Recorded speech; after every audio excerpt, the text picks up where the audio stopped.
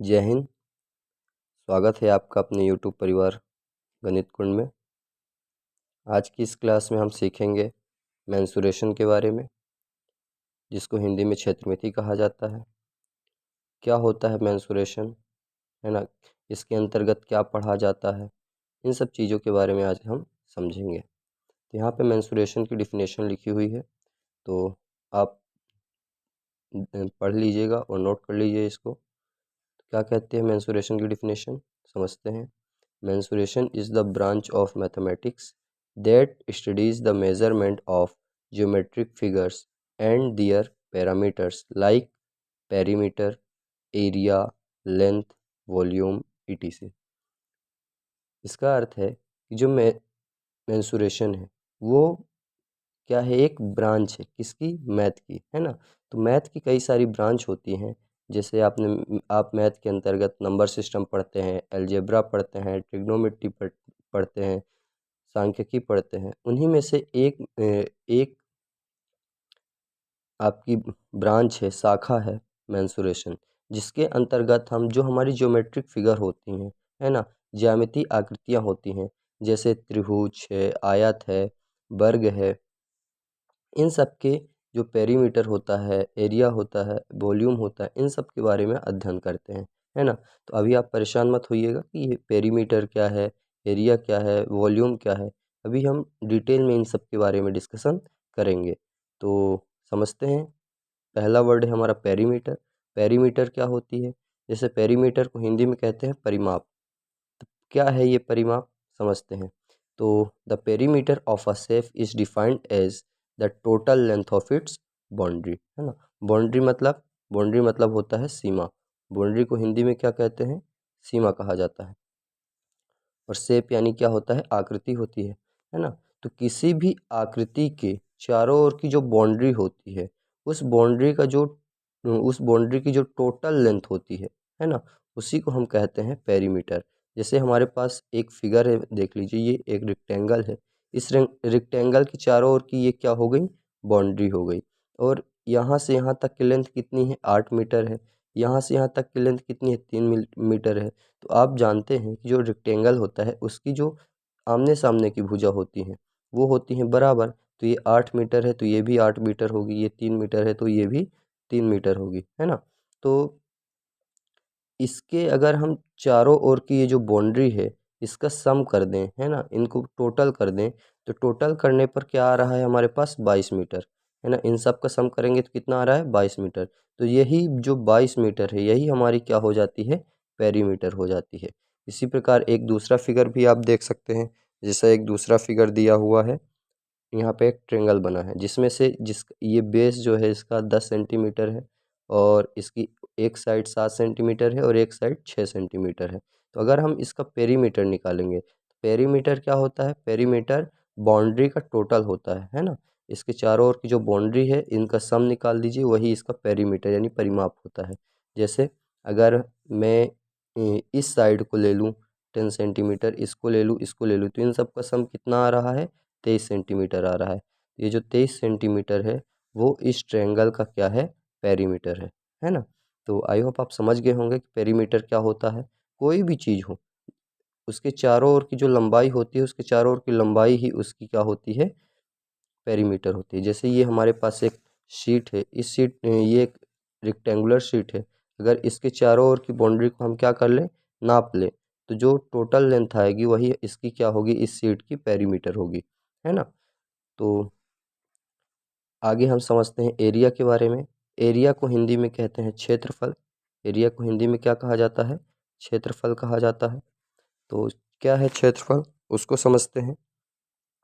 Area is the amount of space occupied bye a two dimensional figure. Two dimensional को short form में 2D कहा जाता है ना। तो जितनी भी 2D आकृति होती हैं उनके शेप द्वारा, है ना, उनके शेप द्वारा जो ऑक्यूपाइड का मतलब होता है घेरा हुआ, है ना। तो जो 2D आकृतियाँ होती हैं, 2 डायमेंशनल आकृतियाँ होती हैं, उनके द्वारा जितनी भी जगह घेरी जाती है ना, उसी जगह की माप को हम क्या कहते हैं? क्षेत्रफल कहते हैं। उसी जगह की माप को क्या कहते हैं? क्षेत्रफल कहते हैं। जैसे मान लीजिए यहाँ पे एक फिगर हमने ले लिया, एक यहाँ पे फिगर ले लिया रेक्टेंगल, क्या लिया, रेक्टेंगल, ठीक है। अब इस रेक्टेंगल के द्वारा देखिए, इस रेक्टेंगल के द्वारा इस पूरी शीट का इतनी जगह क्या कर ली गई है, ऑक्यूपाइड कर ली गई है, घेर ली गई है। तो ये जो टोटल इतनी जगह है, इस जगह को जब हम मेज़र करेंगे तो मेज़र करने पर जो भी हमको मिलेगा वो क्या होगा, इसका एरिया होगा। बात समझ में आ रही है। जैसे इस फिगर को ले लीजिए, इस फिगर ने क्या किया है, इतनी जगह को कवर कर लिया है। तो इस इतने एरिया की जो मेज़र है, जो माप है ना, वही क्या होगी, इस त्रिभुज की क्या होगी, हमारी एरिया होगी, क्षेत्रफल होगा। बात समझ में आ रही है। वैसे ही अगर हम बात करें यहाँ पे टू डायमेंशनल फिगर की, तो टू डायमेंशनल फिगर आपको थोड़ा कंफ्यूज कर रहा होगा, ये क्या होते हैं। तो टू डायमेंशनल फिगर का मतलब होता है 2D आकृतियाँ, है ना। 2D आकृतियाँ मतलब जिनमें केवल लेंथ और ब्रेथ होती है, जिसमें केवल क्या होती है, लेंथ और ब्रेथ। जैसे अगर हम इसकी बात करें, रेक्टेंगल की बात करें, तो इसमें ये इसकी लेंथ हो गई, ये इसकी ब्रेथ हो गई। ऐसे ही इसमें ये इसकी लेंथ हो गई और ये इसकी क्या हो गई, ब्रेथ हो गई। तो जिन आकृतियों में केवल लेंथ और ब्रेथ होती है, लंबाई और चौड़ाई होती है, उन्हीं को हम कहते हैं 2D फिगर्स, है ना। यहाँ पे कुछ एग्जाम्पल लिखे हुए हैं 2D फिगर्स के, जैसे स्क्वायर है, रेक्टेंगल है, ट्रेंगल है, ट्रेपीजियम है, रोम्बस है, पैरेललोग्राम है, काइट है, सर्कल है ना।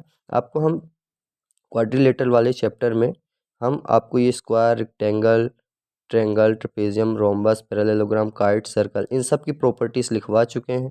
ये क्या होते हैं, इन सब के बारे में बता चुके हैं। तो आप सभी लोग एक बार रिवाइज कर लीजिएगा क्वाड्रिलेटरल वाले चैप्टर को। तो इसके बाद यहाँ पे देख लेते हैं यूनिट ऑफ एरिया। जैसे जब हम किसी भी फिगर के एरिया को मेज़र करेंगे, तो मेज़र करने पर जो भी हमको वैल्यू मिलेगी, उसकी यूनिट क्या होगी। जैसे हम किसी भी चीज़ को, मान लीजिए लंबाई को किस में नापते हैं, मीटर में नापते हैं, सेंटीमीटर में नापते हैं, किलोमीटर में नापते हैं, है ना। किसी लिक्विड को हम क्या करते हैं, मिलीलीटर में, लीटर में नापते हैं। उसी प्रकार एरिया की यूनिट क्या होगी, एरिया को हम किस में नापते हैं। तो एरिया के लिए हम यूज करते हैं centimetre square, metre square, kilometre square. अगर हम लेंथ को फिट में नाप रहे हैं तो फिट स्क्वायर। जैसे गांव घर में आप लोग देखे ही होंगे, जो खेत वगैरह होता है, जो ज़मीन होती है, उसको फुट में यानी फिट में नापा जाता है ना। तो उसकी एरिया की यूनिट क्या हो जाएगी, खेत के क्षेत्रफल की इकाई क्या हो जाएगी, फीट स्क्वायर। बात समझ में आ रही है। आपने सुना भी होगा दादी बाबा के लोग से कि इतने वर्ग फुट का हमारा खेत है। हिंदी में इसको क्या पढ़ेंगे, वर्ग सेंटीमीटर, वर्ग मीटर, वर्ग किलोमीटर, वर्ग फुट पढ़ेंगे, है ना। और एक चीज़ और, एरिया इज डिनोटेड बाई ए, है ना। एरिया को किससे डिनोट किया जाता है, ए से डिनोट किया जाता है। अगर आपको एरिया लिखता है तो आप पूरा एरिया ना लिखिए, शॉर्ट फॉर्म में ए भी लिख देंगे तो उसे एरिया ही माना जाता है, ठीक है। फिर इसके बाद यहाँ पे कुछ 3D आकृतियाँ भी दिया हुआ है, 3D फिगर्स भी दिया हुआ है ना। तो क्या होता है ये 3D फिगर्स, तो क्यूब, क्यूब का मतलब होता है यहाँ पे घन। क्यूब यानी क्या होता है, घन होता है ना। और क्यूबॉइड यानी क्या होता है, यहाँ पर क्यूबॉइड यानी होता है घनाभ। आप पढ़े होंगे, नाम तो सुने ही होंगे। फिर कौन, कौन मतलब क्या होता है, शंकु होता है। कौन यानी क्या होता है, शंकु होता है। ऐसे सिलेंडर, सिलेंडर यानी क्या होता है, बेलन।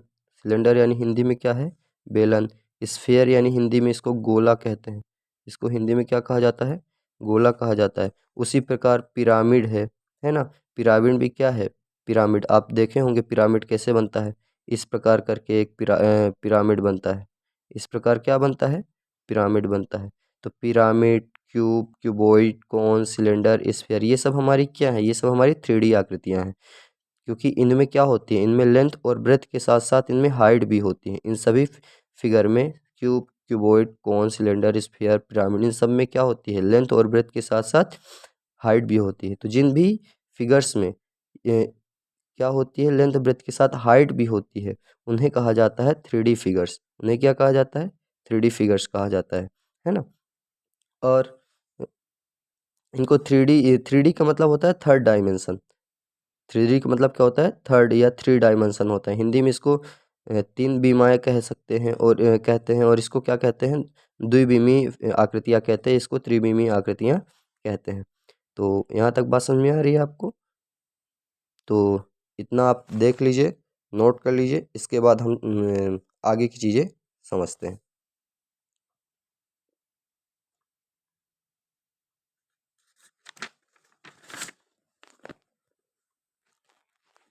तो अब हम समझते हैं, जैसे जब हम एरिया की बात कर रहे थे, है ना, तो एरिया केवल हम 2D आकृतियों का निकालते हैं। इस चीज़ को भी ध्यान रखिएगा, जो एरिया होता है, एरिया केवल हम 2D आकृतियों का निकालते हैं, है ना। 2D आकृतियों क्योंकि ये प्लेन होती है तो इनमें लेंथ और वृत्त के अलावा लंबाई चौड़ाई वाला कुछ नहीं होता, इसलिए इनका हम केवल एरिया निकालते हैं। लेकिन जब हम 3D फिगर्स की बात करेंगे, क्योंकि इस चैप्टर में आप 2D आकृतियों की क्षेत्रफल और पेरीमीटर और 3D आकृतियों के वॉल्यूम वगैरह सभी चीज़ों के बारे में पढ़ेंगे। पहले हम समझ लेते हैं एरिया, पेरीमीटर, वॉल्यूम क्या होता है, फिर आगे हम अपने क्वेश्चंस पर आएंगे। तो मैंने पेरीमीटर आपको समझा दिया, है ना।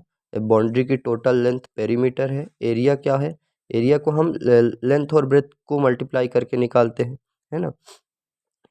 और जो 3D आकृतियाँ होती हैं, 3D आकृतियों में हम समझेंगे वॉल्यूम के बारे में, है, क्योंकि हम वहाँ पे वॉल्यूम निकालते हैं वहाँ। और 3D आकृतियों में जो सरफेस होता है उनका हम एरिया निकालते हैं, लेकिन अगर पूरे 3D आकृति की बात करें तो वहाँ पर वॉल्यूम निकाला जाता है। जैसे यहाँ पे हम वॉल्यूम के बारे में समझते हैं। वॉल्यूम को हिंदी में कहा जाता है आयतन। वॉल्यूम का मतलब हिंदी में क्या होता है, आयतन होता है, ठीक है। वॉल्यूम यानी हिंदी में क्या होता है, आयतन होता है। और वॉल्यूम को की डिफिनेशन क्या है, a volume is simply defined as the amount of space occupied by any 3 dimensional solid, है ना। तो यहाँ पे एक शब्द लिखा हुआ है सॉलिड। सॉलिड क्यों लिखा हुआ है यहाँ पे, फिगर भी तो हम लिख सकते थे, तो कोई दिक्कत नहीं, आप यहाँ फिगर भी लिख सकते हैं। लेकिन जो 3D आकृतियाँ होती हैं उनमें लेंथ और ब्रेथ के साथ साथ हाइट भी होती है, इसलिए हम इन 3D फिगर्स को हम सॉलिड कहते हैं, ना, इसलिए यहाँ पे सॉलिड लिखा हुआ है। तो वॉल्यूम क्या है, किसी भी सॉलिड फिगर द्वारा, किसी भी सॉलिड फिगर द्वारा जो जगह घेरी जाती है उसी को वॉल्यूम कहते हैं। उसी को क्या कहते हैं, वॉल्यूम कहते हैं। जैसे मान लीजिए ये 2D फिगर है, क्या है ये, 2D फिगर। इस 2D फिगर के द्वारा जितनी जगह घेरी गई है ये इसका एरिया है, ये इसका क्या है, एरिया। लेकिन अगर यहीं पे हम 3D फिगर की बात करें, जैसे यहाँ पे एक 3D फिगर हम ड्रॉ कर रहे हैं,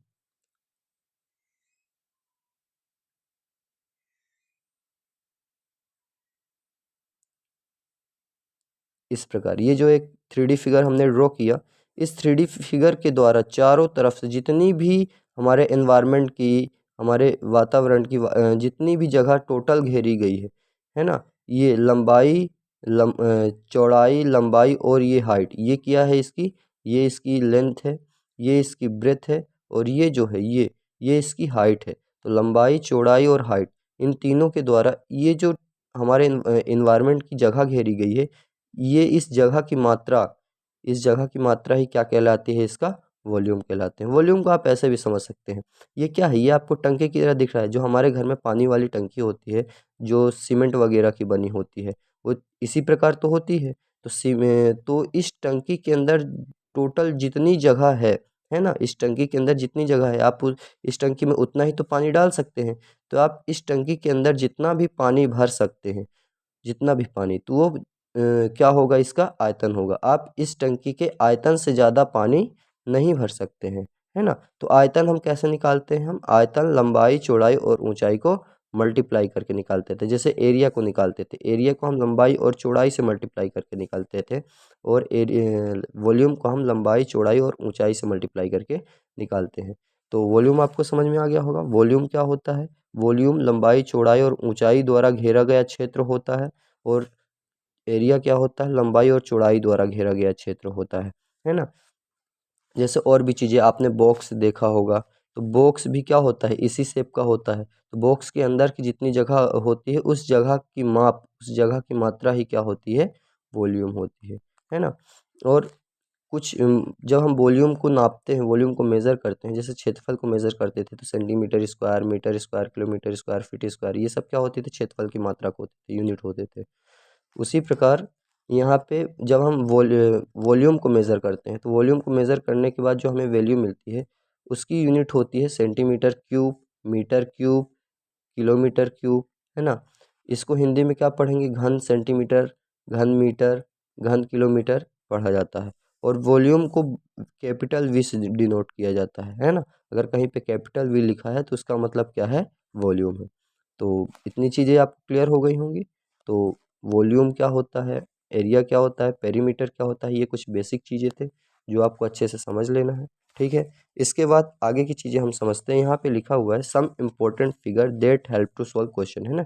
यहाँ पे कुछ इम्पोर्टेंट फिगर है जो आपकी इस चैप्टर की जो एक्सरसाइज है, प्रश्नावली है, उनको सॉल्व करने में काफ़ी मदद करेगी। इन्हीं फिगर पर वेस्ट ये सारे क्वेश्चन हैं, इसलिए इन फिगर्स को हम देख लेते हैं। फिर जैसे जैसे हमको ज़रूरत समझ में आएगी वैसे वैसे हम फिगर्स के बारे में पढ़ते रहेंगे। जैसे पहला फिगर है हमारा यहाँ पे ट्रेपेजियम। ट्रेपेजियम को हिंदी में कहते हैं समलम चतुर्भुज। ट्रेपेजियम को हिंदी में क्या कहा जाता है? समलम चतुर्भुज। इसका अगर मुझे जैसे यहाँ पे बना हुआ है, ट्रेपेजियम होता क्या है? वह 2D फिगर, ट्रेपेजियम एक 2D फिगर है, तो वह 2D फिगर जिसकी जिसकी दो साइड जिसकी दो साइड आमने सामने की क्या होती हैं, यानी कि वन पेयर ऑफ साइड, यानी एक जोड़ी साइड क्या होती हैं? पैरेलल होती हैं। जैसे ये वाली साइड ए बी पैरेलल है किसके? DC के। यानी ये वाली साइड और ये वाली साइड, ये दोनों क्या है? एक दूसरे के पैरेलल है। पैरेलल मतलब समांतर है, एक दूसरे से बराबर डिस्टेंस पर है। और इनके बीच की जो ये डिस्टेंस होती है, डिस्टेंस, ये इसका हाइट होती है ना। तो यहाँ पे जो AB है और जो DC है वो क्या है? एक दूसरे के पैरेलल है। दो साइड एक दूसरे के पैरेलल है और दो साइड एक दूसरे के पैरेलल नहीं है। ठीक है। तो वे आकृतियाँ जो जिनमें दो साइड पैरेलल होती हैं, दो साइड पैरेलल नहीं होती, उनको कहा जाता है ट्रेपीजियम। उन आकृतियों को क्या कहते हैं? ट्रेपीजियम कहते हैं। और पैरेलल साइड के बीच की डिस्टेंस को हाइट कहते हैं। तो अगर हम ट्रेपीजियम के पेरीमीटर की बात करें कि अगर हमें ट्रेपीजियम का पेरीमीटर निकालना है तो कैसे निकालेंगे? तो ट्रेपीजियम का पेरीमीटर निकालने के लिए कुछ नहीं करना है, आपको सभी साइड्स का सम निकाल लेना है, यानी सभी भुजाओं को जोड़ देना है। ये जितनी भी चारों भुजाएं हैं, ये यानी AB BC CD और AD, इन सबको आपको जोड़ देना है। इन सबको क्या करना है? जोड़ देना है। तो क्या निकल आएगा? आपका पेरीमीटर निकल आएगा।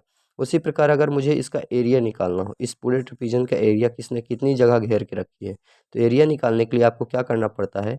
एरिया निकालने के लिए आपको height into AB plus DC, 1/2 height into AB plus DC। AB plus DC का मतलब क्या हो गया? AB और DC पैरेलल साइड थी, है ना।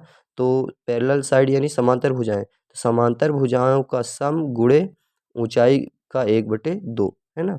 यानी कि ऊंचाई को, हाइट को ले लीजिए और जो पैरेलल साइड है उनको जोड़ दीजिए और हाइट से मल्टीप्लाई करके 2 से भाग दे दीजिए, तो आपका क्या निकल आएगा? एरिया निकल आएगा। आप फॉर्मूला देख लीजिए, याद कर लीजिएगा formula.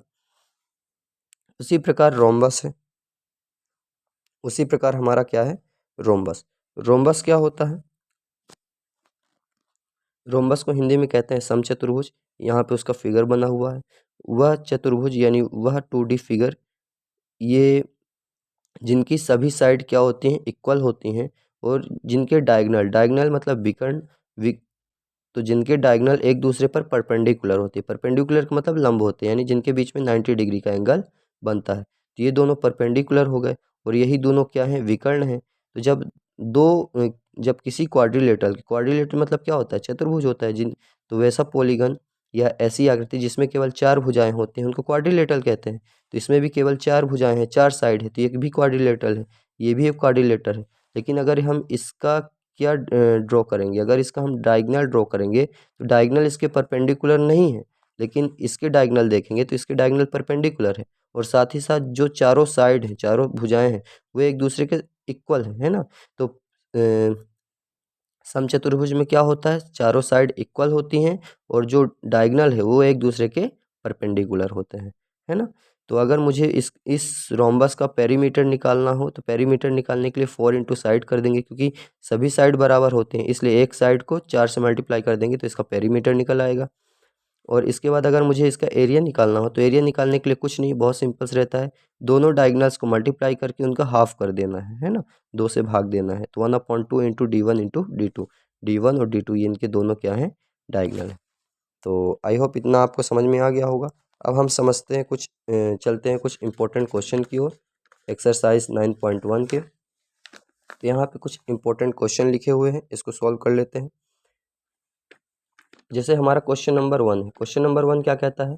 The shape of the top surface of a table is a trapezium. यानी कि ये जो टेबल है, यहाँ पे टेबल आपको दिख रही है, इस टेबल का ये जो टॉप सरफेस है ये क्या है? एक ट्रेपेजियम है। दिख रहा है आपको ट्रेपेजियम की तरह, है ना।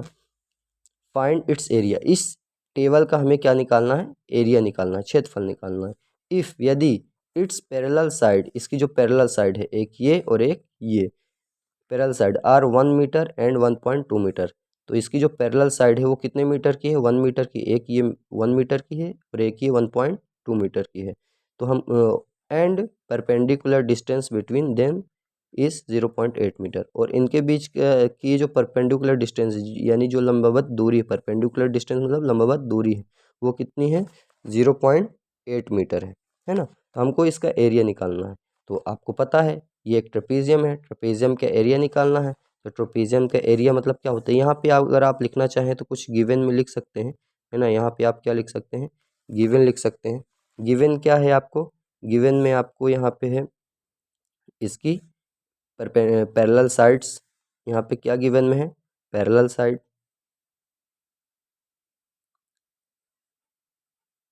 Parallel sides are 1 metre and 1.2 metre. और जो इसकी हाइट है, इस ट्रेपीजियम की हाइट है, हाइट को हम किससे डिनोट करते हैं? एच से डिनोट करते हैं। तो एच इक्वल टू कितनी है? 0.8 मीटर, है ना। तो अगर मुझे इसका एरिया निकालना है तो आपको पता है एरिया बराबर क्या होता है, क्योंकि ये ट्रेपीजियम है तो एरिया बराबर ट्रेपीजियम का क्या होता है? 1/2 इंटू हाइट और इसके बाद सम ऑफ पैरेलल लाइन, है ना, यानी इसका और इसका सम, यानी कि sum of parallel line, parallel sides. तो वैल्यू को फॉर्मूले में पुट कर देंगे तो 1/2 इंटू हाइट कितनी है? 0.8 और sum of parallel side, parallel side का सम कितना हो जाएगा? यहाँ पे 1 मीटर 1.2 मीटर, यानी कितना हो जाएगा? 2.2 मीटर, 2.2 मीटर। तो बस इसको कैलकुलेट कर लेंगे। तो यहाँ पे अगर आप डेसिमल हटाएंगे तो कितना आ जाएगा? अपॉन में 10 आ जाएगा। तो 1/2 इंटू 8/10, और ब्रैकेट के अंदर और बाहर मल्टीप्लाई होता है इसलिए मल्टीप्लाइड बाई, इसका भी डेसिमल हटा देंगे तो ये 22 अपॉन कितना हो जाएगा? ये भी 10 हो जाएगा। तो अब इसको सॉल्व कर लेना है बस। तो 2 से ये डिवाइड हो जाएगा, 2 से ये क्या होगा? डिवाइड हो जाएगा। चाहे आप इसको कर दीजिए चाहे इसको कर दीजिए, इसको करेंगे तो ये 11 टाइम में डिवाइड हो जाएगा, और फिर ये भी 2 से डिवाइड होगा 5 बार में, और ये 2 से 4 बार में, है ना। फिर इसके बाद मल्टीप्लाई करेंगे तो 11 4 जा कितना आएगा? 44, और अपॉन में कितना रहेगा? 10 5 जा 15, सॉरी 10 5 जा 50।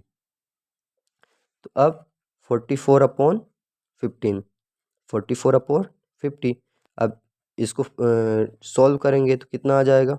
इसको 5 से डिवाइड कीजिए तो 5 8 जा 40 हो गया, 5 8 जा 40, बचा कितना? 4।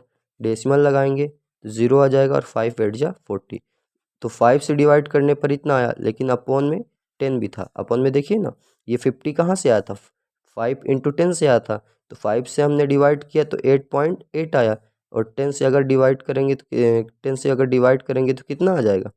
10 से डिवाइड करेंगे इसको तो ये डेसिमल यहाँ से यहाँ आ जाएगा, यानी कि 0.88 metre square.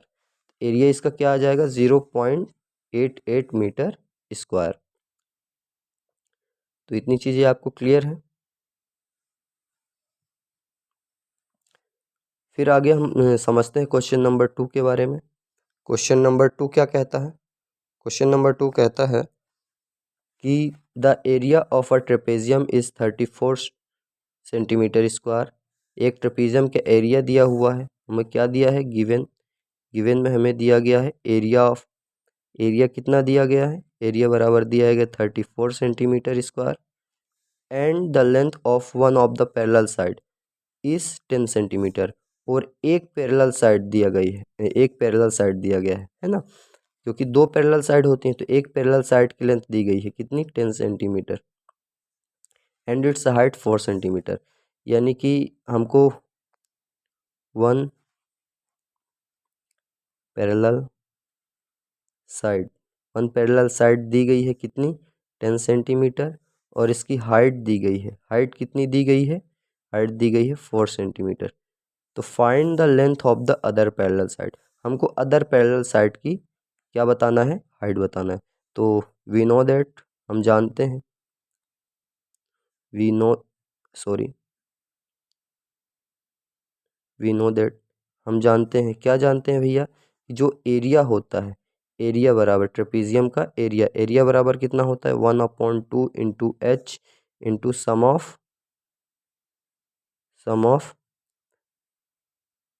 Parallel side, parallel sides. तो फॉर्मूले में वैल्यू पुट कर देंगे, एरिया कितना दिया हुआ है 34 सेंटीमीटर स्क्वायर, 1/2 इंटू हाइट कितनी दी हुई है 4 सेंटीमीटर, और सम ऑफ पैरेलल साइड, तो एक पैरेलल साइड हमको पता है, दूसरी नहीं पता है, तो दूसरी को हम x मान सकते हैं, है ना। तो एक पैरेलल साइड कितनी है 10 सेंटीमीटर, दूसरी को x मान लेंगे। फिर इसके बाद इसको सॉल्व करेंगे, तो यहाँ पे देखिए 2 से ये कट जाएगा 2 टाइम्स, और ये 2 कहाँ आ जाएगा अपॉन नीचे आ जाएगा, बस समझ आ रही है, ये 2 इंटू से कहाँ जाएगा नीचे, तो ये 34/2 इक्वल टू कितना हो जाएगा 10 प्लस x। जब इसको आप काटेंगे, तो इसको काटेंगे तो 2 से कितनी बार में 17 बार में जाएगा, ये 2 से कितनी बार में कटेगा 17 बार में, तो यहाँ पे 17 बराबर 10 प्लस x, 10 को इधर ट्रांसपोज कर देंगे, इधर भेज देंगे, तो 17 minus 10 equal to x, 17 minus 10 यानी 7 सेंटीमीटर इक्वल टू एक्स, यानी कि जो हमारी अदर लेंथ है, जो हमारी अदर पैरेलल साइड है, वो कितने सेंटीमीटर की होगी 7 सेंटीमीटर की होगी। उसी प्रकार यहाँ पे तीसरा क्वेश्चन दिया हुआ है, ये भी मोस्ट इंपॉर्टेंट क्वेश्चन है, इसको भी देख लेते हैं। The diagonal of a rhombus are 7.5 centimetre and 12 centimetre, find its area. अब एक रोम्बस है, रोम्बस यानी यही जो हम बात किए थे समचतुर्भुज की, जिसका एरिया होता है 1/2 इंटू D1 इंटू D2, इसका हमें क्या बताना है एरिया बताना है। तो गिवन हम लिख लेते हैं पहले, गिवन में क्या है, गिवन में हमको डायगोनल D1 की वैल्यू दी हुई है, कितनी है 7.5 सेंटीमीटर, और D2 की वैल्यू दी है, D2 की वैल्यू कितनी दी है 12 सेंटीमीटर। तो हमको क्या निकालना है एरिया बताना है। एरिया बराबर कितना हो जाता है आप सभी जानते हैं, एरिया बराबर होता है 1/2 इंटू D1 इंटू D2, ये किसका है, ये रोम्बस के का एरिया है। तो 1/2 इंटू D1 कितना है, D1 है हमारा 7.5 सेंटीमीटर, और D2 कितना है 12 सेंटीमीटर। तो आप अगर इसको सॉल्व करेंगे तो ये 2 से कट जाएगा 6 टाइम, 2 से 6 टाइम कट जाएगा, तो बचेगा क्या 7.5 इंटू 6। अब 7.5 इंटू 6 हमको करना है, यानी 7.5 को 6 से मल्टीप्लाई करना है। तो इसको मल्टीप्लाई आप नॉर्मल कर सकते हैं, और डेसिमल लगा है तो डेसिमल से परेशान ना होइए, इसको नॉर्मल मल्टीप्लाई कीजिए और एक अंक के बाद डेसिमल लगा दीजिएगा। तो 7 5 जा 30, एरिया बराबर 7 5 जा 30, कैरी कितना आया 3 आया, सॉरी 6 5 जा 30 की 0, कैरी कितना आया 3 आया, 7 और 6 7 जा 42, 42 में 3 के जोड़ देंगे तो कितना आएगा 45 आएगा, और एक अंक के बाद हमको डेसिमल लगाना था, तो डेसिमल लगा देंगे, तो डेसिमल के बाद 0 की कोई वैल्यू नहीं होती है, तो ये आ जाएगा 45, और चूँकि लेंथ हमारी सेंटीमीटर में थी तो यूनिट क्या हो जाएगी सेंटीमीटर स्क्वायर। तो ये आ गया हमारा रोम्बस का एरिया, है ना। तो आई होप सारी चीज़ें आपको क्लियर हो गई होगी, हमने हर क्वेश्चन को सॉल्व करके देख लिया। इसी तरीके से और क्वेश्चन है, तो नेक्स्ट वीडियो में इससे आगे क्वेश्चन करवाए जाएंगे, और इसके बाद जो महत्वपूर्ण फिगर है, जो इम्पोर्टेंट फिगर्स हैं, उनके बारे में भी बताया जाएगा। तो यदि आपको वीडियो पसंद आई हो तो प्लीज़ चैनल को सब्सक्राइब, वीडियो को लाइक एंड शेयर ज़रूर कीजिएगा। धन्यवाद।